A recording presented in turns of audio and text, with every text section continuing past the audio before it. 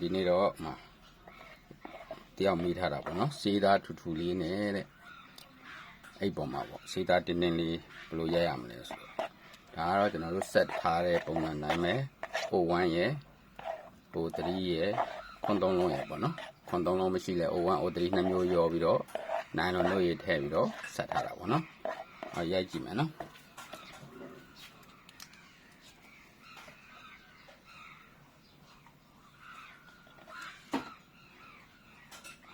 ဒီပါချွန်လေးနဲ့1 O3 နော်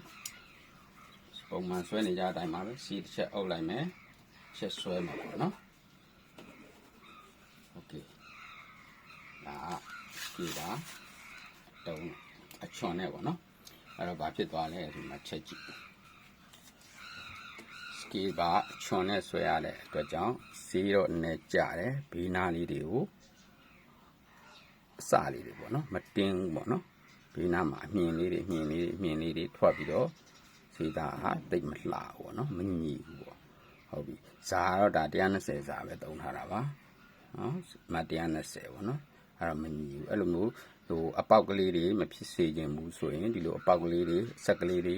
ဘေးနားမှာဟိုအနားစာလေးတွေပေါ့နော်အဲ့လိုမျိုးမဖြစ်ချင်ဘူးဆိုရင်ကျွန်တော်စကေပါအတုံးကိုတုံးရမယ်ပေါ့နော်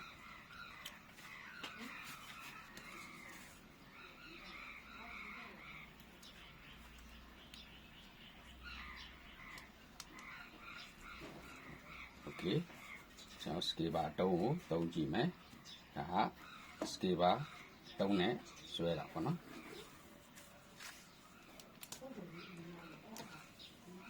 သူရထွက်လာတဲ့အဖြေကိုကြည့်ပါခုနလိုဆက်ကလေးတွေအမြင်လေးတွေရှိသေးလားမရှိတော့ဘူးနော်အဲ့တော့ဘာကွာလဲစကေပါအချွန်ကကြတော့ဈေးကြများတယ်ပြီးတော့ဟိုသူ့ကိုဖိအားပေါ့နော်ဖိအားများလို့ရှိရင်လည်း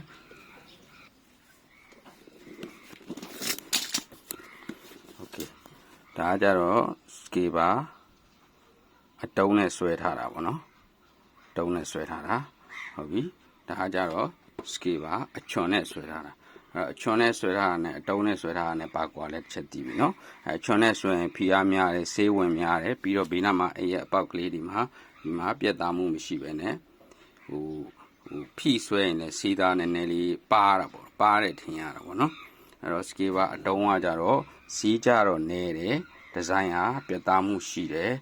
သူ့ကိုအရန်ကြီးဖိမဆွဲနဲ့ပေါ့နော်စေးသားထူထူလို့ချင်းဘာဖြစ်မလဲဗရန်ကြီးဖိမဆွဲနဲ့ဖိမဆွဲရင်စေးသားဟာထူထူလေးနဲ့လှလှလေးရပါတယ်ဒါ recycle 8မှာ M120 နဲ့ရိုက်ပြထားတာပေါ့တကယ်လို့ဒီလို recycle 8တွေကိုဟိုပါပေါ့ recycle 8တွေကိုတခြားကာလာပေါ့နော်ဥမာအဝါတို့အဖြူတို့ပေါ့မှာကာလာနဲ့ရိုက်မယ်ပေါ့အနီတို့အမဲတို့နဲ့ရိုက်မယ်ဟေ့ဆိုရင်တော့ကျွန်တော်တို့ကဒါ O2 ကိုသုံးရအောင် O2 ဒါမှမဟုတ်အာကောပေါ့နော် O2 ဒါမှမဟုတ်အာကောသုံးမယ်ဟေ့ဆိုရင်ကျွန်တော်တို့ကဇာမတ်ကို120လောက်နဲ့တွားရိုက်ရင်120လောက်နဲ့တွားရိုက်ရင်ဒီလိုမျိုးပဲပြန့်တတ်ပါတယ်နော်ဒီလိုမျိုးပဲပြန့်တတ်ပါတယ်အဲ့တော့ကျွန်တော်တို့ကအဲ့လိုမျိုးဆိုရင်တော့135လောက် M135 လောက်ကိုသုံးတင်တယ်ပေါ့နော်ကာလာရိုက်မယ်ဆိုရင်ပေါ့နော်အဲ့တော့ကာလာရိုက်မယ်ဆိုရင် M135 လောက်ကိုသုံးမှနောက်ပြီးတော့ဆွဲတဲ့အခါမှာလဲစကေပါကိုအတုံးနဲ့ဆွဲပါနော်ဒါကတော့စကေပါအချွန်နဲ့ဆွဲထားတဲ့အဖြေပါဒါကတော့စကေပါအတုံးနဲ့ဆွဲထားတဲ့အဖြေပါအဲ့တော့ဆေးဆွဲတဲ့နေရာမှာဈေးသားထူထူလေးလိုချင်နေဆိုရင်အာကြီးဖိမဆွဲပါနဲ့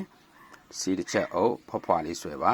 ဈေးသားကထူထူလေးကြံပါတယ်ဒါအာကြီးဖိဆွဲလိုက်တဲ့အခါမှာတော့ဈေးသားကပါတယ်ထင်ရပါတယ်ပါလေးနဲ့ဈေးကြလည်းမလှပါဘူးနော်အဲ့ဒါဆွဲတဲ့လက်ပေါ်မှာလည်းမူတည်ပါတယ်ဆက်တဲ့စီးတွေကတော့ဒီစီးတွေပါပဲ O1 O3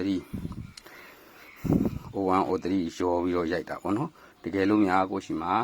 O1 မရှိရဲဆိုရင်လည်း O1 နဲ့ပဲရိုက်လို့ရသလို O3 ပဲရှိတယ်ဆိုရင်လည်း O3 နဲ့ပဲရိုက်လို့ရပါတယ်ဒီအားလုံးကိုကျေးဇူးတင်ပါတယ်နောက်ထပ်သိချင်တဲ့ဟာလေးတွေရှိရင်လည်း comment မှာမေးသွားလို့ရပါတယ်